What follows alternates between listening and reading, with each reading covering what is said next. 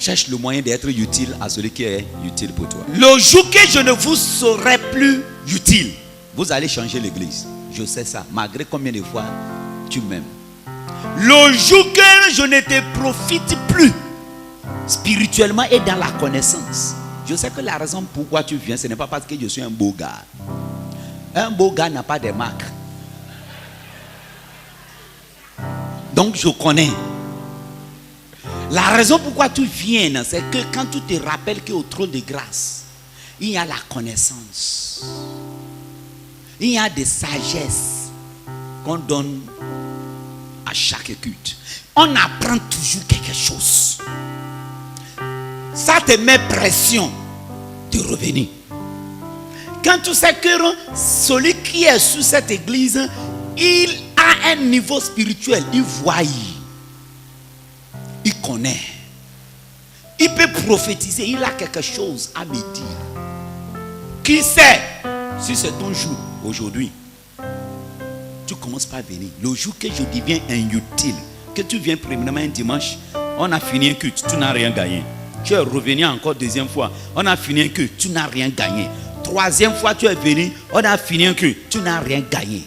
Je suis très sûr, tu ne viendras point. L'utilité de quelqu'un, c'est ça qui fait la valeur de la personne. Comment tu es utile aux gens autour de toi? Comment tu es utile à ton mari? Comment tu es utile à ta femme? Comment tu es utile à tes enfants? Qu'est-ce que tu fais aux autres qui te rendra important? Ce n'est pas ce que les autres font pour toi. Qu'est-ce que tu fais aux autres? C'est ce que tu fais aux autres, madame. Tout ce que tu connais, c'est de là, aller s'asseoir dans le salon de coiffeuse. 6 heures de temps pour tresser. Personne ne regarde ça. C'est ton utilité. Ne nous dérange pas, ne nous mélange pas. Tu ne vois pas? Tu ne vois pas? Tu perds de temps. On veut voir ta utilité, ton importance. À quoi tu es utile? Touche quelqu'un, à quoi tu es utile?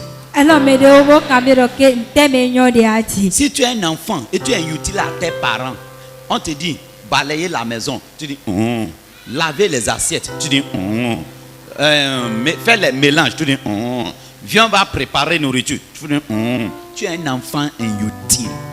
Tes parents peuvent avoir le moyen, mais ils ne vont pas investir en toi. Donc, en tant qu'un enfant, tu dois être utile à tes parents pour que tes parents puissent t'ajuer.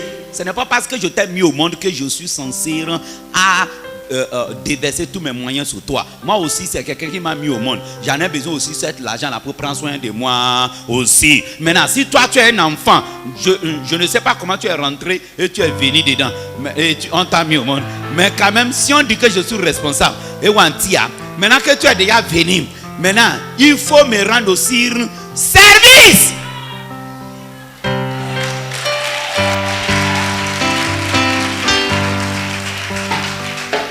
Il faut me aussi rendre service, enfant. Rends service à tes parents. Obéissez à tes parents. C'est la chose que la Bible dit. Obéissez à vos parents quand il y a une récompense. C'est ce que la Bible a dit.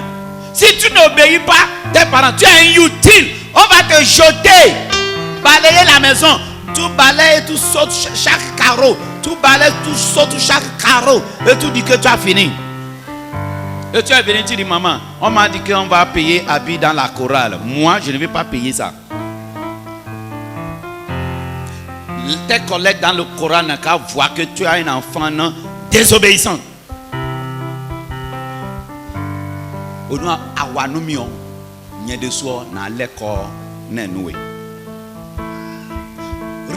quelqu'un pour être utile. Maintenant, parce que tu as grandi et tu as le sein comme ta mère, c'est fini. Esther, viens ici. Je suis occupé. Est-ce que tu as lavé les bols?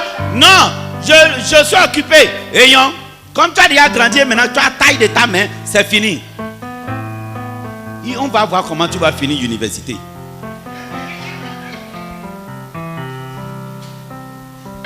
Tes parents peuvent se tuer pour que tu deviennes quelqu'un. Si tu es un enfant obéissant, je peux me vendre pour un enfant qui m'obéisse. Parce que je vais garder toujours l'honneur et le respect d'être son parent. Mais il faut que tu me sois utile. Ce n'est pas parce que je t'ai mis au monde qui te dit que je te dois quelque chose. Ce n'est pas parce que je t'ai mis au monde qui fait que je te dois. Je te devais lorsque tu es bébé. Mais lorsque tu prends l'âge et que tu peux marcher, tu peux m'aider. Et que tu ne le fais pas, tu vas perdre ton saveur devant tes parents. Et si tu perds ton saveur devant tes parents, tu n'auras pas la bénédiction de tes parents. Malgré coup que le parent est, tu peux être très élancé. Mais tu as besoin d'obéir et respecter. Respecter tes parents. Respecter tes parents. Respecter tes parents pour que tu ne perdes pas ton goût. Respecter tes parents. Ils t'ont dit ne pas sortir. Reste à la maison. Et c'est comme ça que ton parent peut sentir que oui, il a autorité sur toi. Lorsque tu donnes valeur à toi devant tes parents sont obligés de prendre soin de toi. Tu n'as pas besoin d'un garçon. Qui t'a dit que ta maman n'a pas de l'argent?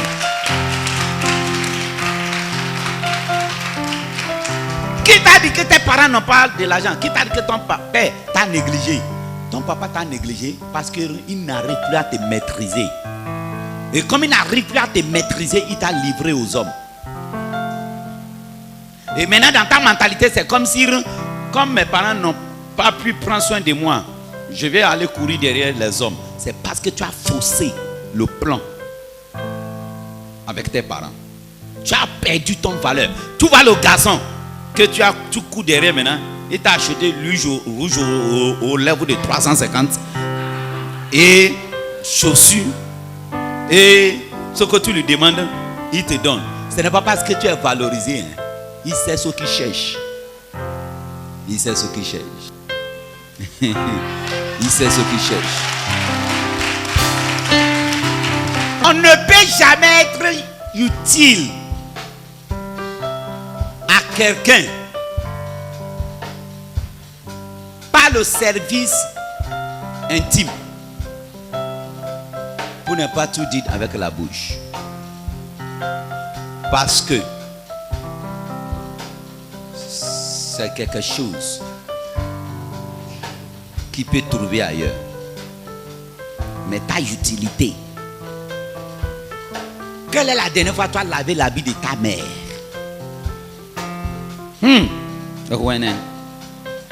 Que tu as dit, maman, amenez tes habits, je vais laver. Tu es un enfant inutile. On a dia. On a souffert. Quelle est la dernière fois que tu as dit, papa, amène ton habit, je vais laver.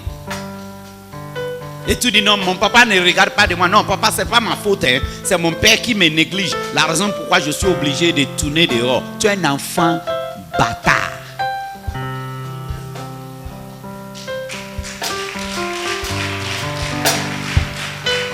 Tu as besoin de prendre soin de ton père. Il sera obligé à dépenser sur toi. Malgré comment ton père est méchant là, il en a besoin des choses. Quand il revient de service, il a besoin de l'eau chaude pour se laver. Ou bien le matin, l'eau chaude pour se laver. Tu vois, il faut aller préparer l'eau chaude. Il a besoin de son habit propre.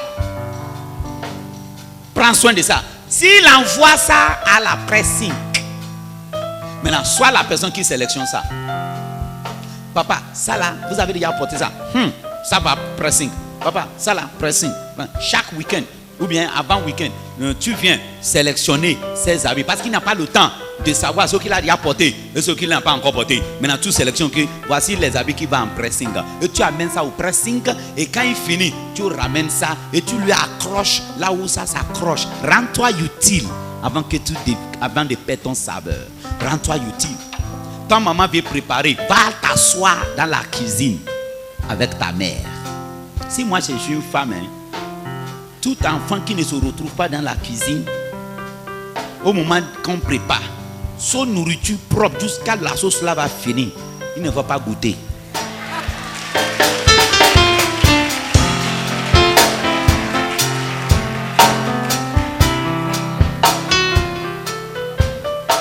Rends-toi utile. Faut pas croire qu'on ne t'aime pas. Ta maman t'aime trop. Quel parent qui ne veut pas aimer son enfant? C'est l'enfant utile. Ton cerveau. Même quand tu as mal, ton maman ne s'en fait plus. Parce que maintenant là tu as le sein, non? Va aller vendre ça et prends soin de toi. Comme tu as le sein, non, c'est fini. Tu crois que c'est Seigneurie qui fait